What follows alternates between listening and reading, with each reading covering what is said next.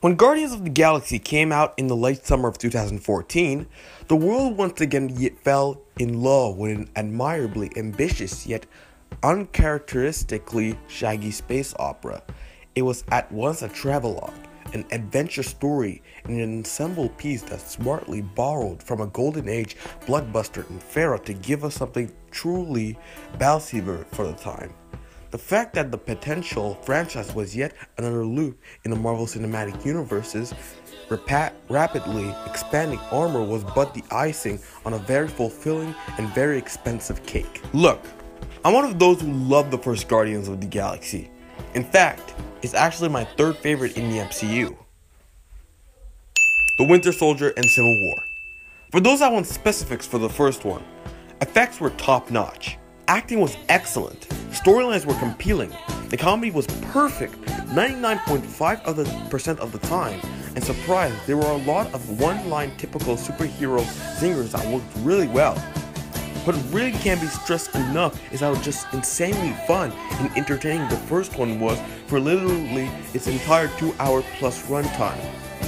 I still have a hard time wrestling with who was my favorite actor.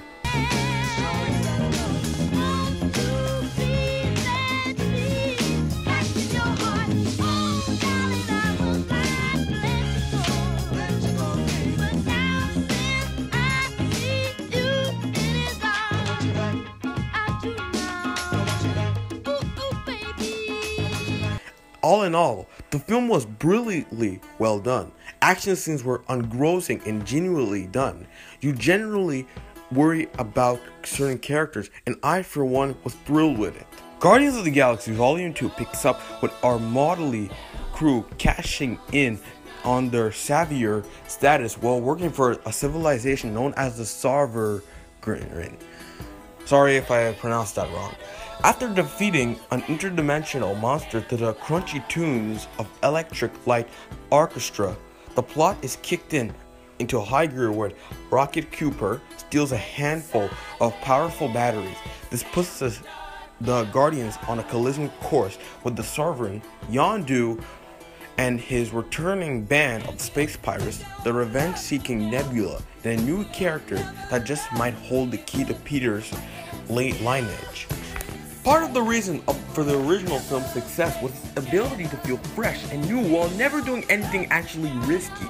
Even so, the finished product managed to artfully ape air events and feel organic, a mix that Marvel fans ate up if only for the sake of novelty.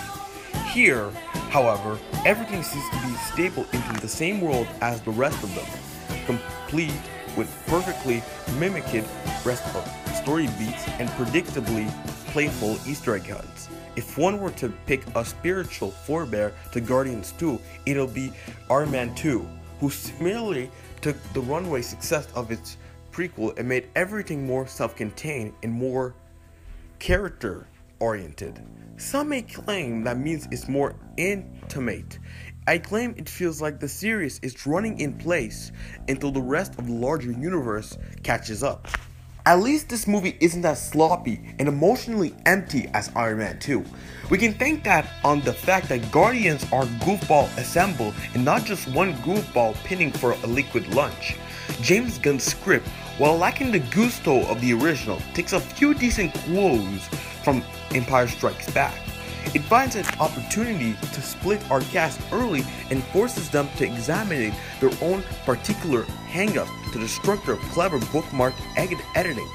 This guarantees that if a plot point does become sloppy and or uninteresting, at least the integrity of the film proper doesn't suffer for it. Guardians 2 also benefits greatly from an unifying theme, that being an honest examination of family and what being part of a close-knit group of people truly means.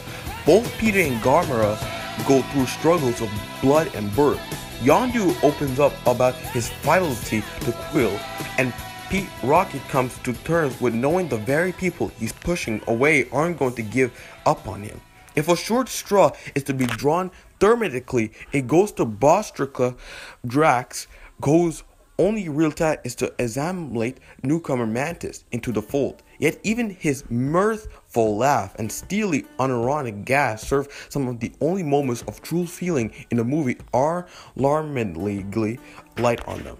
At its best, Guardians of the Galaxy Volume 2 is a mildly entertaining romp through a visually pleasing space-age universe complete with a likable gallery of oddball characters.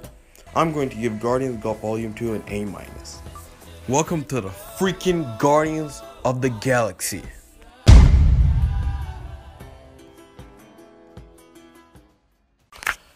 I deeply apologize for not getting my review for The Circle up on its release day. I promise you guys, I'll try my very best to get it up until Monday. I am also interested on doing a spoiling review for the Guardians of the Galaxy Volume 2 because some of my favorite scenes of the movie is actually a spoiler. So wait for that. But it's gonna be on very, very soon. Also, a lot of stuff. My review for The Dark Knight Rises is coming out very soon too. As I said, it's been a very fucked up week for me. So yeah. Guys, what are your thoughts on the new Guardians of the Galaxy movie? Share them in the comments below, please. Definitely want to hear them. Thank you guys so much for watching, and I hope to see you all in my next video. Peace out.